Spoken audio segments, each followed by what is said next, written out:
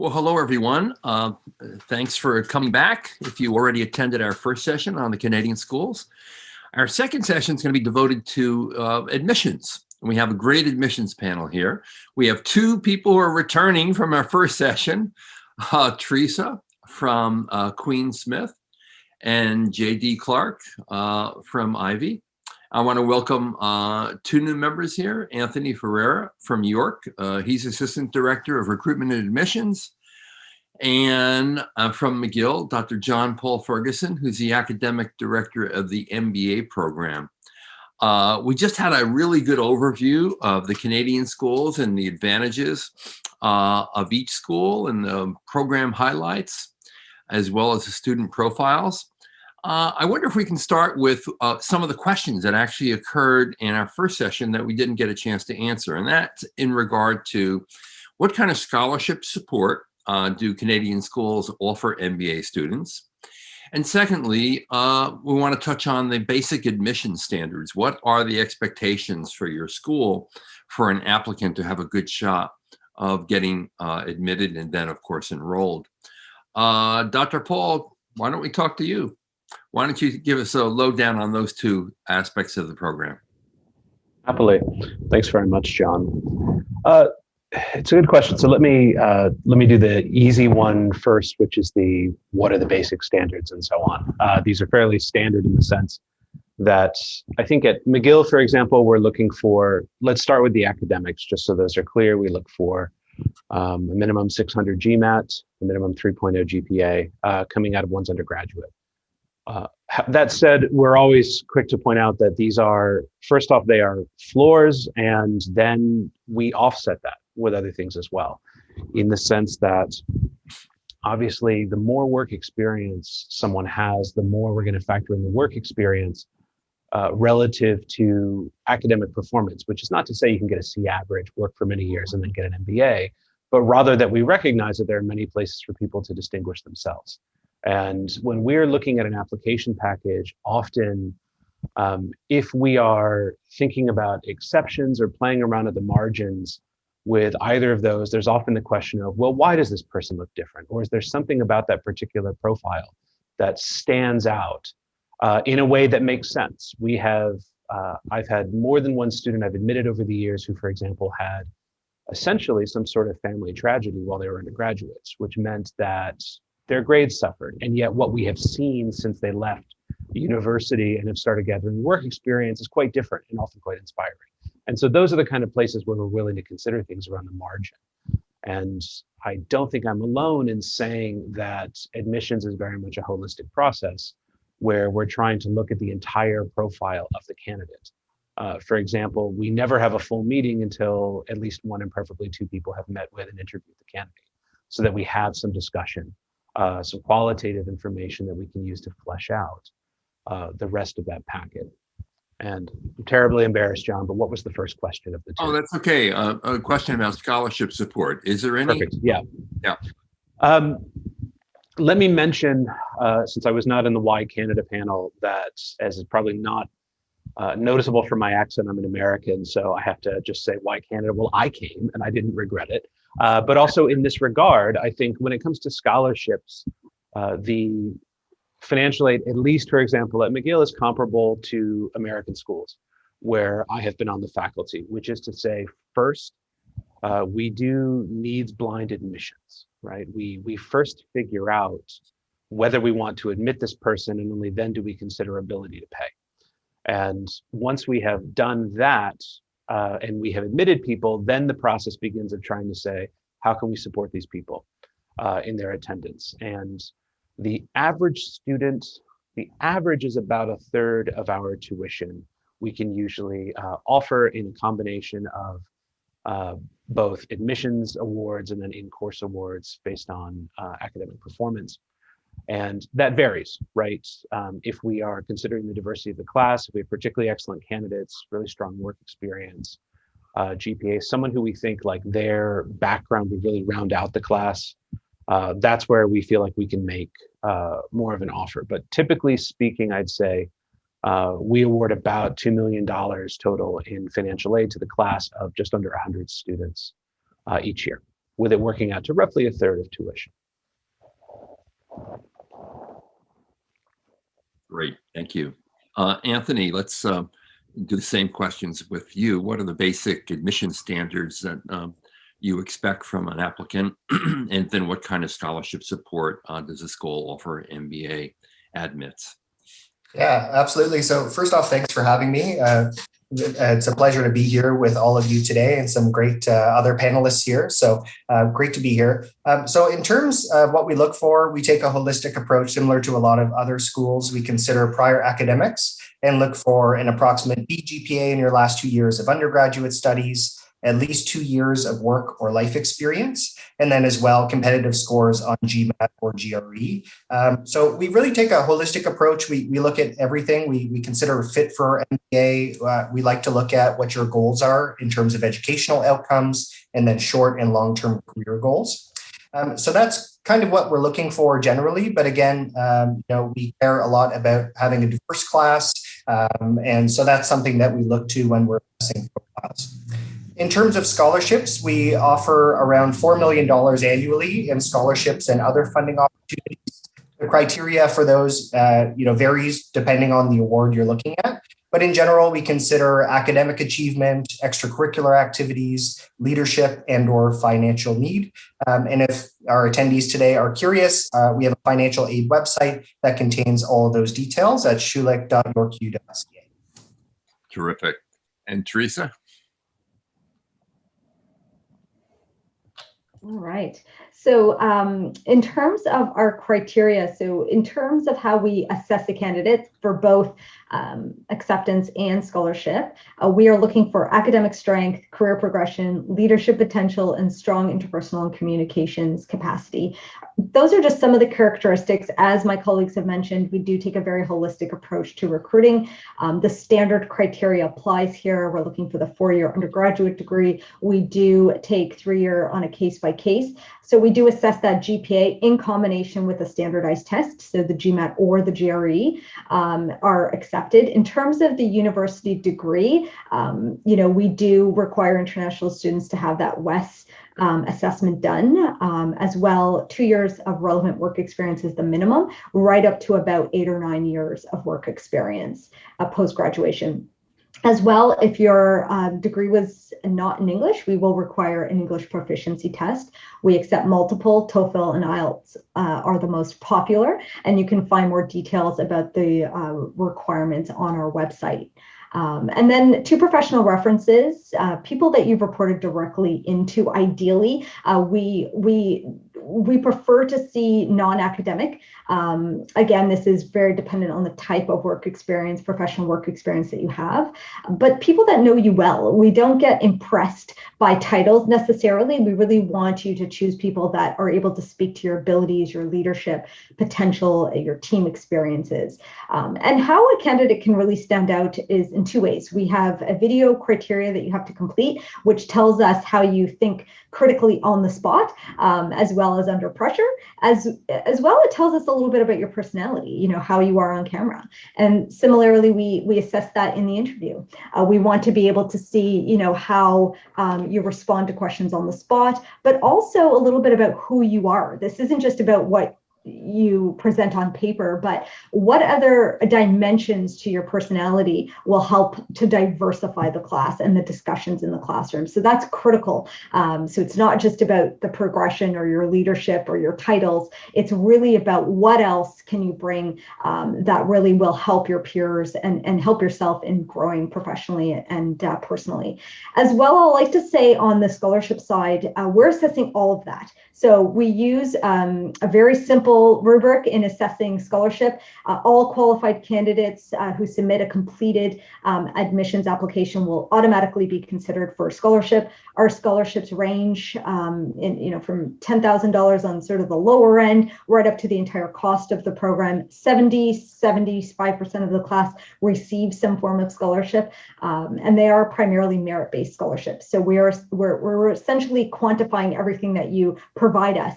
But again, keep in mind that the biggest tip I hope you remember from today's session is not to self-select yourself out. have that conversation with us, learn more about what we're looking for, how you're a fit. And remember, it goes both ways. So ultimately, I think that, the scholarship is something that's going to be on everyone's mind, but having a funding plan, a financing plan is really critical. Right. Great. JD at Ivy.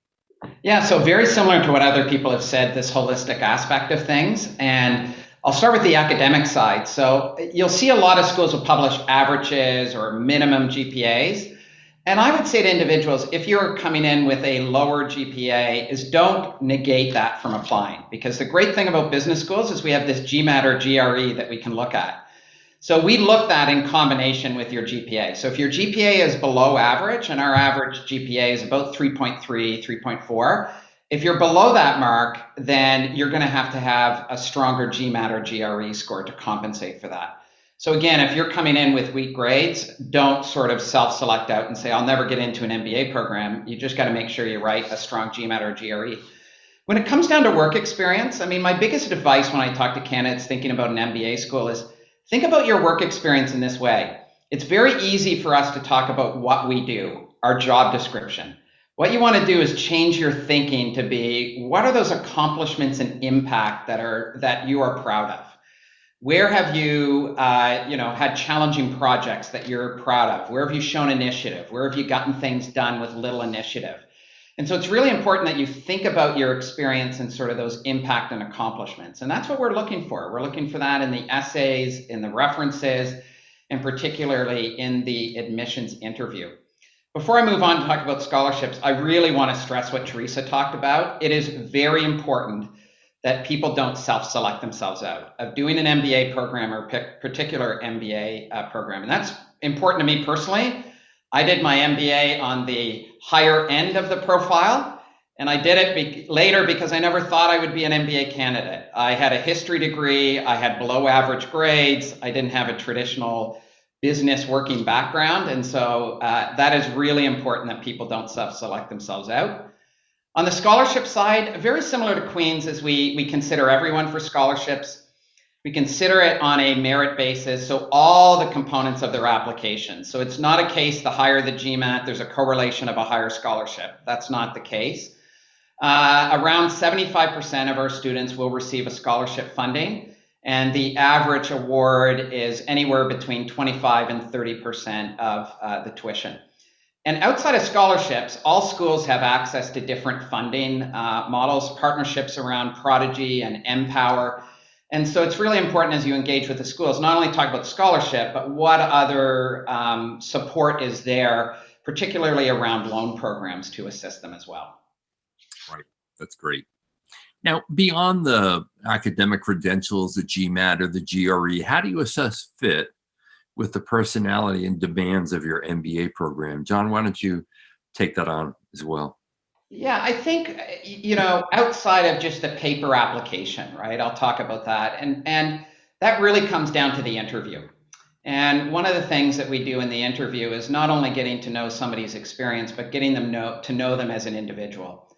And you want to make sure that, not only do you get individuals in that are going to be strong academically, you also want to make sure that you get individuals in that are going to be strong community members as well.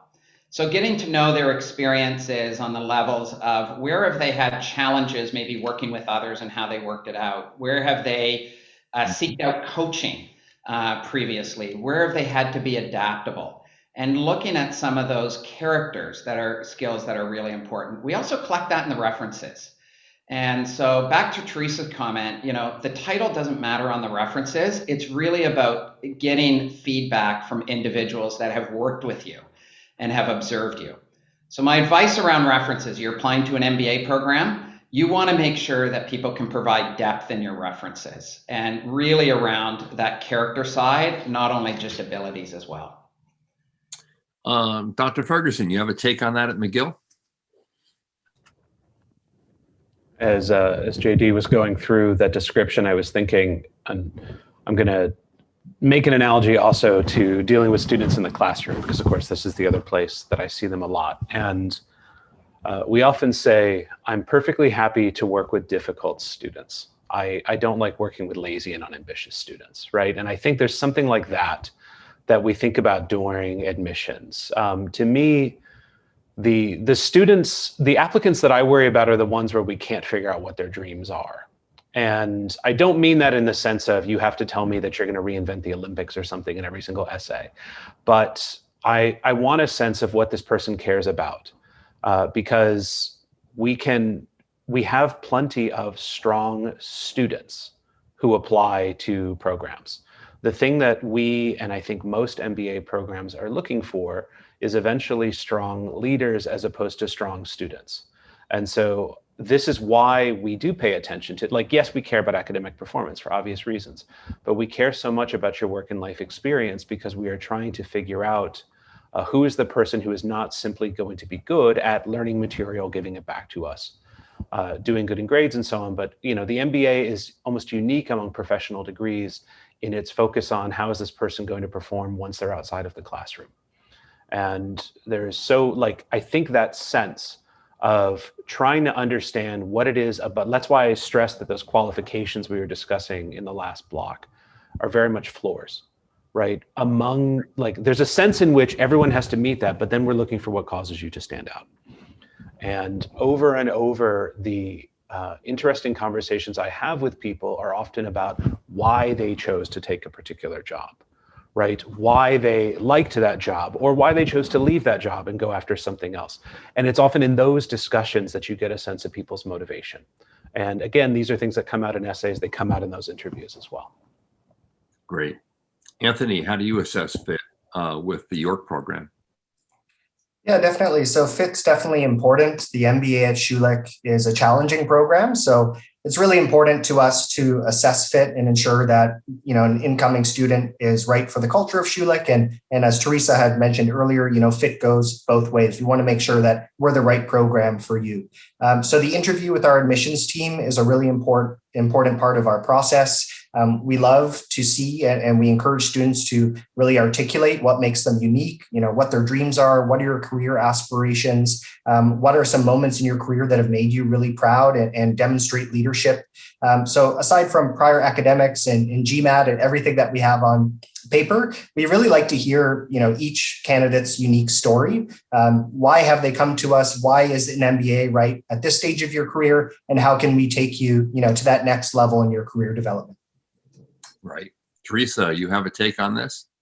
Absolutely. Of course, I echo everything my colleagues have said in terms of fit and our holistic natures of how we recruit. But ultimately, my philosophy is that we're really looking for candidates that can be very transparent about both strengths and weaknesses. You're coming back to pursue this very expensive degree in order to learn something, in order to grow. So the candidates that can really showcase their gaps in terms of what our program can do for them is ultimately going to really stand out, in my opinion. So I always look for the candidates that have something to prove, something to showcase, a story to tell as to why they are looking to come back and pursue this credential. And if they've got a clear path, that's great, but it's usually the ones that aren't quite sure because they don't know yet what they don't know. And so it's important to be very open-minded in an MBA program. You see a lot of diversity in an MBA, so having that,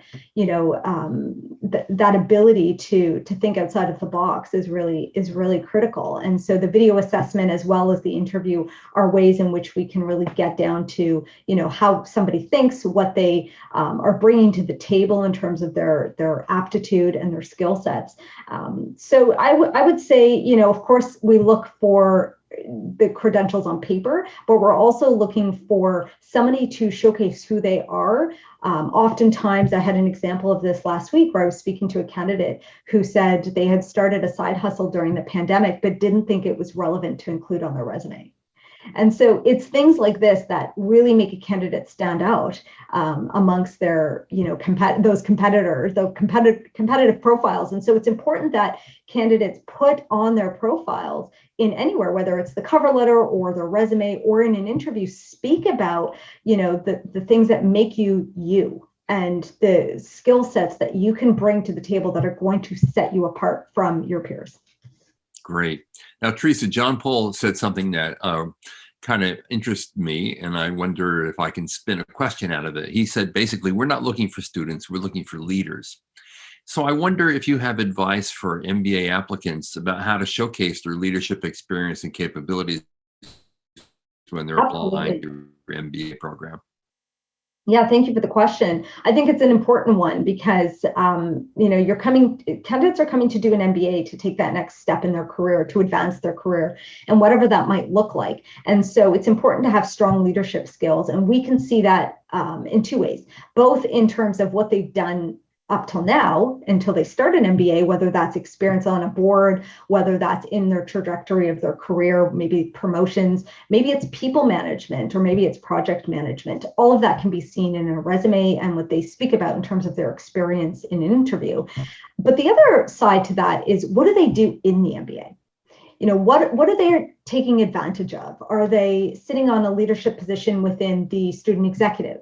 Are they getting involved in a club or in social activity? CSR is a big component of MBAs today. We have a separate certificate that students can obtain in corporate social responsibility. Is that something that's important to them? Where are they putting in their time and efforts outside of just the academics? That is where the proven leadership is. How they can juggle, manage different expectations, but personally grow, and what's important to them as they pursue this MBA, and what are the tangibles, but also the things that aren't necessarily resume worthy, but can really build on a professional skill set, a toolkit ultimately, that are going to make them better managers and leaders, because I think those coincide. Great. And Jean-Paul, let me ask you, what is the difference between how you perceive someone who might be a student versus someone who has true leadership potential, and when they graduate will become a leader? I think that it actually dovetails nicely with one of the questions that was asked, I noticed in the chat, which was, how do you assess leadership potential among people who aren't necessarily leading in teams?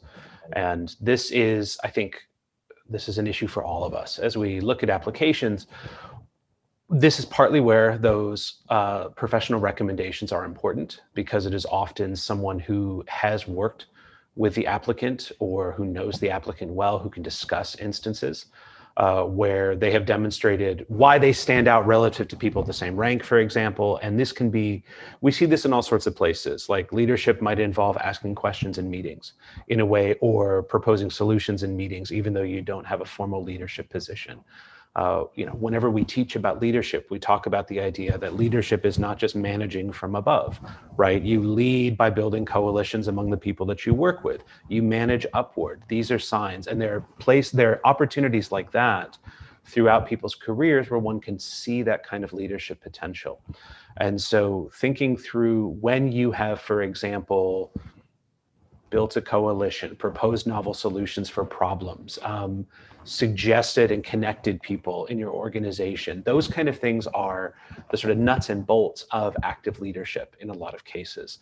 And so we look for those, and I would encourage applicants to think about those kinds of experiences when they're thinking about putting together an application. Because that issue of like, when have you shown leadership? I think, taking a colleague aside and having a frank conversation with them about your performance and theirs, and how you think you're going to grow within this firm. Like, you don't yet have a formal leadership position, but you have started to go down that road. And so we keep an eye for a lot of those social skills that are related to it. Again, this is where things like the interviews are important for us. Right.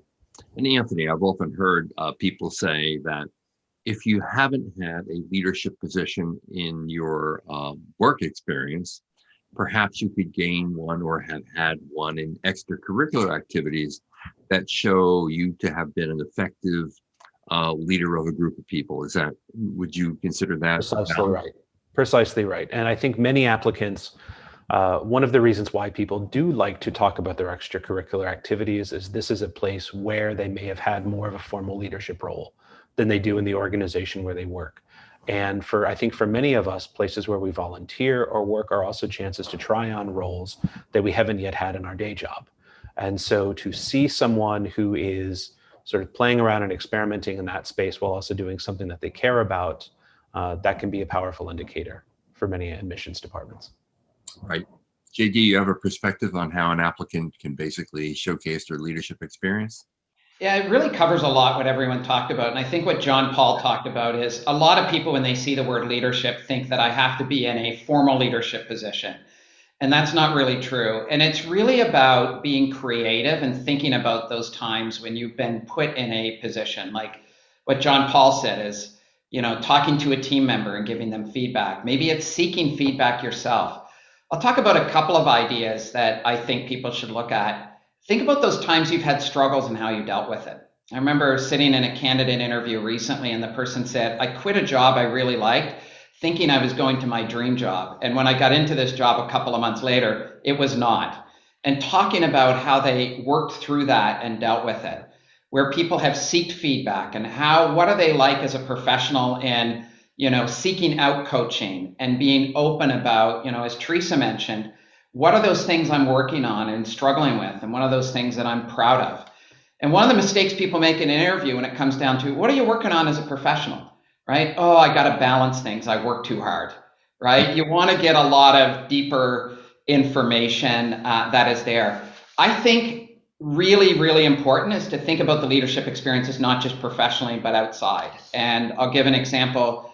We had somebody apply to our program last year. She coached some young girls' soccer team. I think they were 8 to 10. And one of her references was actually from a parent of that soccer team, talking about her leadership position and her leadership potential and the impact she had on the kids in the soccer team, who weren't a high-performing team, and just talked about how they motivated them and her leadership potential. Because at the end of the day, what are we looking for coming into this program? We're looking for tomorrow's leaders. And they come from all different backgrounds, industry-wise, education-wise. It's not where you come from, it's about your potential. And I think that's really, really important. Great. JD, what's the first thing you look for in an applicant's resume or CV? And I wonder if, someone had an advanced degree already, are there waivers available for a GMAT or GRE expectation? Yeah, the only waiver that we provide on GMAT and GRE is really around the CFA. So if somebody has a CFA designation, otherwise it is a requirement. But I think when we receive a resume, we look first at, where was their education, right? And it doesn't matter what field they studied in, but, do they have a formal university undergraduate degree, whether it's an advanced degree or an undergraduate degree, a 3 or 4 year degree. And then we look at the resume and their career progression. So the first thing that we look at, have they had career progressions? So since they finished their school and started their career, what career progression has been there? What are those things they are responsible for? And, are they in a position where they're assisting, making decisions, working with others? And then we would look at any extracurricular involvement. It's really important when people are on a resume is allow people to get a sense of who you are. And that's where the extracurricular things or, things that they may do outside of their work is important to mention as well. Right. Anthony, at York, what are the first things you look at when you examine a resume or CV? Yeah, so I think this goes back to a previous comment about for applicants to really reframe, their job experiences, their life experiences as achievements rather than responsibilities. So one of the first things that we look at in a resume is progressive leadership or the impact that you've made in your workplace or in your community. And, this goes back to students not self-selecting themselves out of the application process. So a lot of applicants that I talk to say, I don't think that I've shown a lot of leadership in my current role. But then when they go to talk about, what they've done, those things make themselves apparent. So we really encourage all applicants to really highlight the impact that they've made, any work that they're really proud of, any projects that they've really struggled with, but, were able to be effective. And so that's kind of what we look for generally in the resume review. But, the interview, professional references, all of that helps us to get a much more holistic and well-rounded view of that unique applicant's strengths. And if a person had an advanced degree already or a CPA or CFA, do you waive GMAT or GRE or not? Yeah, so in some cases for CPA and CFA, we will consider GMAT waivers, but it really depends, again, on the profile, the prior academics, and the overall fit for the program. Great. Teresa? Yeah, in regards to the waivers, John? Yeah. Yeah, so similarly, we will look at a strong quantitative background like a CFA, an undergrad in math, for example, or a master's degree in a quantitative area to assess whether or not we would consider waiving the standardized test. It really comes down to ensuring that we're setting our candidates up for success. The MBA program is very quantitatively stringent, and so we want to make sure that candidates have the skill sets to be successful. And what's the first thing you look for in an applicant's resume? The very first thing we look for, of course, is the work experience and the education. So we like to see that, the education is sort of top of the resume, that we can clearly identify that credential right out of the gate. And then, of course, we want to see that the candidate has had some progression that doesn't necessarily need to be in promotions, but we do like to see that they have that intellectual horsepower, work ethic, in both the education as well as the professional skill set. So 2-year minimum, generally at the top end, about 8 or 9 years postgraduate work experience. Probably the first two things that we're assessing and looking at. Yeah, and I know that there's some questions out there about whether or not your schools admit people without any work experience full-time. Generally an MBA program is a major part of the program is your contribution in the classroom. And the general feeling is that if you come straight from undergrad, you have no experience in the world of work that would be as valuable to your classmates, which is why so many of the MBA programs really like to see at least 2, if not more, years of work experience. John Paul, what's the first thing you look for in a resume? It's going to sound familiar, to be honest. We do look at work experience and education. Yeah. And then there's often the question, then I read the essay, and I hate to admit that, but in the sense of most people, if they are applying, I'm going to assume for a moment that they've met the floor, right? And so the first spot, and you can only look at so many people and say, okay, they all have X GPA. Right? Then you start to ask yourself, well, why would I care about this person as opposed to the other person who has the same numbers on paper, right? And so the next thing we dive into is usually those spots, like I said, where we can see whether the person stands out. And there, I think, and I will only mention, since we're talking about, partly to back up what Teresa was discussing in terms of grades, education, GMAT score, and so on. There's a lot of questions being asked about, how do we convert these things? Do we pay attention to the quality of the school, especially when we have international applicants? I want to stress, one of the things, if this wasn't addressed in the earlier panel on why Canada, I would say first off, because Canadian schools are far more used to dealing with applicants from outside Canada than, for example, American schools are with dealing with applicants from outside the United States. Yep. In the sense that it's a smaller country, we have a much higher share of international applicants. We are all highly experienced in dealing with converted GPAs. We all understand how to make those comparisons. And so, if you are worried, oh, I went to a top school in my country, but it may not have the same reputation in Canada, well, we're going to work with the conversion based on your country to figure out where we should put you in that relative ranking. This, for better or for worse, this is a non-issue for us. So when we say we're looking at education, test scores, grades, and then work experience, we are already doing an apples to apples comparison when we do that. And then we turn to things like the essay, for example. And now, does McGill offer waivers, John Paul? It's mostly temporal. And by that, I mean, most of the advanced degrees we're talking about, for example, that I have another master's degree, you usually had to take one of these exams in order to do that master's degree in the first place. So if it's within a certain period of time, don't quote me on this, I think it's 4 or 5 years, but I haven't read the rule book most recently, we'll take that earlier test score, right, into account, and we're not going to make you take the exams again in those cases.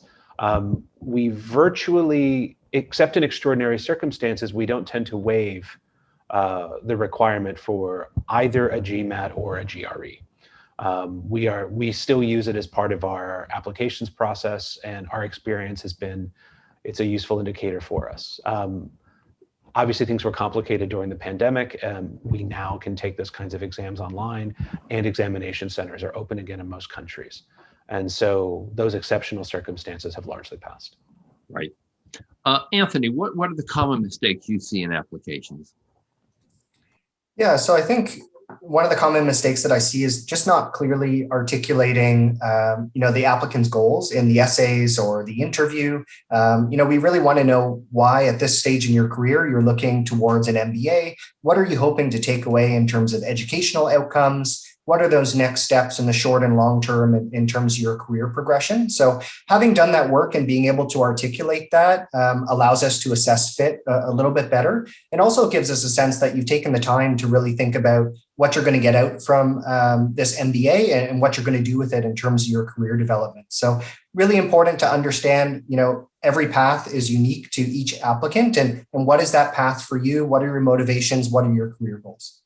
Yeah, good point. I mean, that's a basic, why do I want the MBA and what do I intend to do with it once I get it, which is very helpful in evaluating an applicant's prospects. JD, do you see common mistakes? Yeah, I think Anthony touched on the one I was going to say is being thoughtful about why an MBA. And it's not being particularly defined about, I want a career in this company in this type of role, but thinking about it in a broad sense of why an MBA, what type of things are you interested in pursuing post-MBA career-wise, and also thinking about what particular school. So I would say it echoes it. I'll add a second one that will give a different perspective is not reaching out to the school before you apply. I mean, many of us, our jobs is to answer questions, help you kind of put your best foot forward in your application. So it's really important in the process is that you reach out to the school, you talk to the recruitment and admissions staff that are really there to help you. And so one of the mistakes you see is you see an application come in and they have had no prior contact with us. So that would be a mistake that I would mention. Yeah, that's a really good point. And I have to tell everyone, I've had the privilege of sitting in on admission committee meetings at a number of different schools over the years.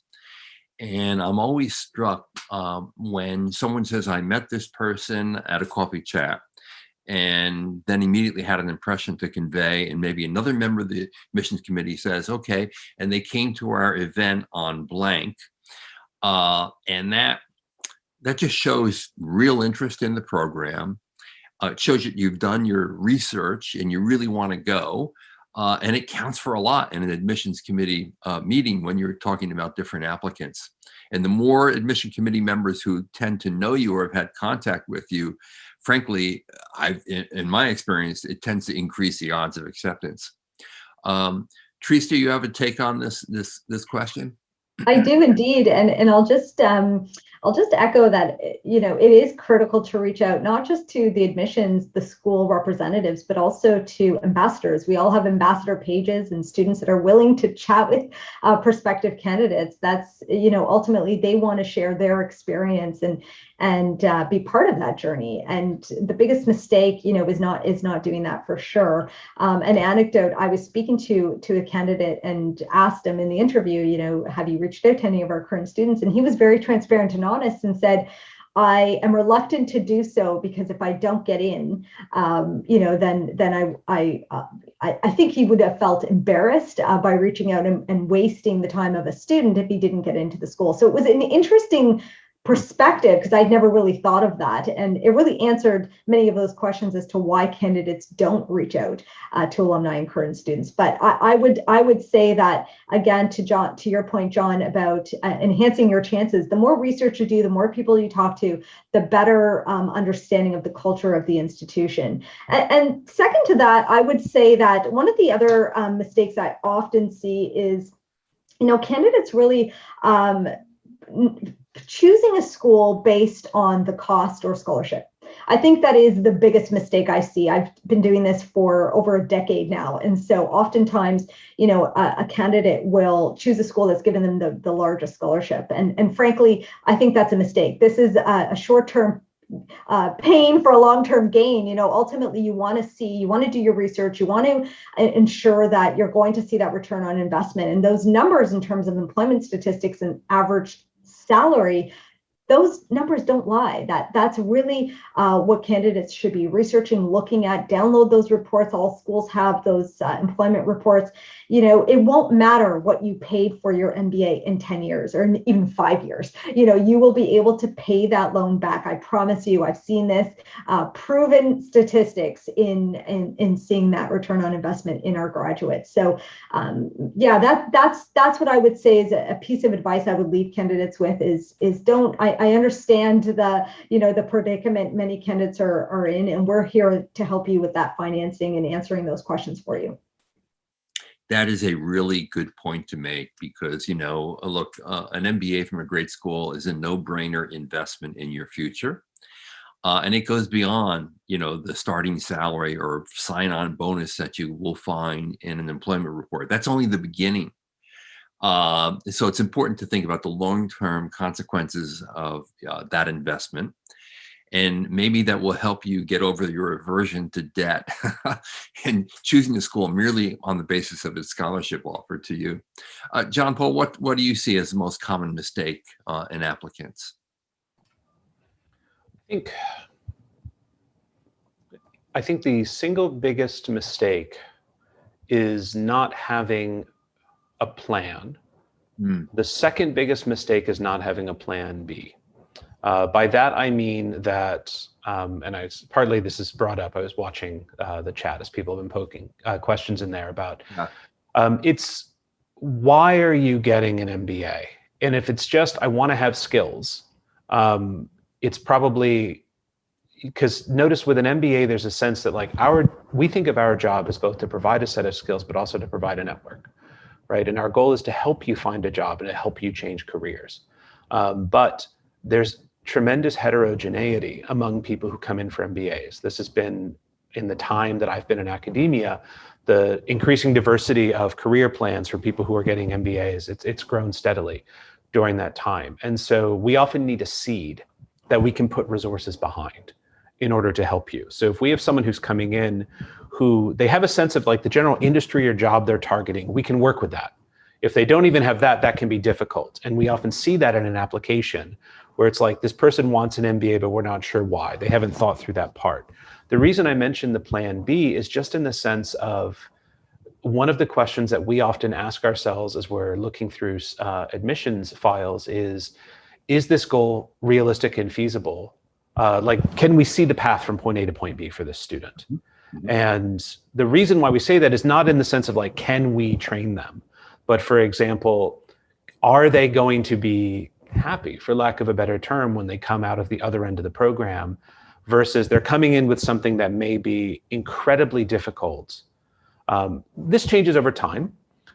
If you were coming to Canada 15 years ago and your job was, you wanted to get a job in the high-tech sector, maybe doing something like product management, I think a lot of schools might have said, I'm not sure if we're set up well to help you with those dreams.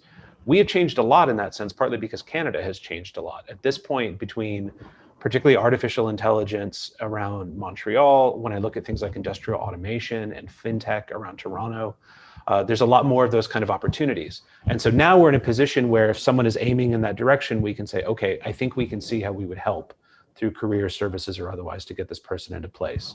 On the other hand, if we have an application that says, I have no experience in marketing, but I want to be a brand manager, ride or die, this is my goal for an MBA, that's a problem. Because we recognize, even if we put all of our resources, if the person has no background or experience and they don't have a fallback option, that would make sense. How am I going to leverage the MBA even if I don't immediately get the job I want? That for us is often a danger sign. And so I think thinking through both what I can do and what I would love to do are important things to include when you're describing your goals and ambitions in that application. Great. Let me ask one final question of everyone, because I think this is a question that many people grapple with. If you are in what is often referred to as an oversubscribed part of the applicant pool, and quintessentially is, you're a male Indian IT person applying to an elite MBA program. There are a lot of you. How do you differentiate yourself in the applicant pool? Teresa, why don't you take that on? Yeah, again, going back to my experience over the last decade, this is definitely a saturated market in terms of the profiles that we see. And I would say that it really comes down to communication skills. We're often looking for candidates that are able to effectively communicate their passions, their interests, their motivation for why this MBA in particular. And it goes back to everything that we have said today, in terms of, not just the criteria we look for, but also what are you adding? Where's your aptitude, and how can you, diversify the class and your experiences? And the reality is that we can't enroll all of them, right? Unfortunately, many candidates from India have fantastic work experience and great global exposure. But the reality is that in order to have a diverse class, we do need to look outside of that region. And so it really comes down to applying early in the cycle, and making your profile stand out, both in terms of your professional experiences as well as your personal attributes, in terms of that intellectual horsepower, but also that interpersonal skill set that you bring to the table. Yeah. Anthony, you have a take on this? Yeah, definitely. I think sometimes applicants feel that there's, one kind of profile that is most likely to be admitted, or, one resume type that will give them, a better chance of being admitted. And certainly there's a lot of information and misinformation online about our application process and what we're looking for in candidates. So the thing that I'd say is, understand that as an applicant, you're unique, and showcase that. Don't be afraid of breaking the mold a little bit from what you think might be the most common kind of profile that we receive. And again, communication skills really important, being able to articulate, as Teresa had mentioned, exactly why you're pursuing your MBA from the school that you've applied to, and also reaching out to our admissions team. So I think JD had made mention of this, but reaching out to the admissions team, talk about your goals, what you're looking for, learn about the school, make sure that we're a great fit for you. Our graduate ambassador team is more than happy to book some time to chat with you. We're quite responsive over email as well, and can review your profile. So all of those things, I think, work together. But again, I think it's about accepting that there's no one profile that we're looking for. We're really looking for your unique story and why you've come to us to pursue your business education. That's great. And JD, I know that a lot of applicants come from cultures where test results and exams are basically the sole determinant of your ability to get into a educational experience. We all know, and this is important to stress to people who come from cultures like that MBA admissions is a very holistic process. So you're looking at every aspect of a person's application. So I wonder, from your perspective, how does one differentiate him or herself if you do come from a highly oversubscribed part of the applicant pool? Yeah, I think you're right, John, we accept people with 580 GMATs and we deny people with 780s, right? Like it is a very diverse pool. I think it's very similar to how anybody should differentiate themselves. Is we want to get to know you as an individual. And so part of that is articulating, in all aspects of the application about what's important to you as an individual, what are the values that are important to you. And I think Anthony said it is, don't be afraid to kind of push the boundaries of I forget, Anthony, what you said. It's sort of like break the mold and share other things just outside of what you do at work. We've had people that, have great stories about being recording artists. We have somebody in our program that won a Juno Award, that are chefs and things that are outside of what you would and share that. And I think that's another way to differentiate yourself. Just if you're, in a particular job, it's what do you do outside of that? Great advice. I can't believe our time is up. I know that there are a lot of questions out there. Some of the questions can simply be answered by going to the website of a school and looking at the admissions data on it. Everything from average age to test scores and the backgrounds and how they differ from each other of the incoming students and class profiles. And I just want to reiterate what we've already heard from this panel, which is this: contact the school, talk to an ambassador who's a student, talk to alums who come from your own country and their experience. Contact the admissions office and talk to someone who sits on the committee. Go to a coffee chat, go to a virtual event that's being sponsored by the admissions office and ask these questions directly. And I think you're going to get great answers that are going to inform your journey to really a transformational experience. So I want to thank Anthony, JD, Teresa, and John Paul for sharing their time with us this morning. I'm on the West Coast, so it is very early still for me in California here. And this has been really fantastic. I think you've answered a lot of questions that international applicants have about the Canadian experience in going for an MBA. So thank you so much for that. Thanks so much, John. Thanks, John. Pleasure.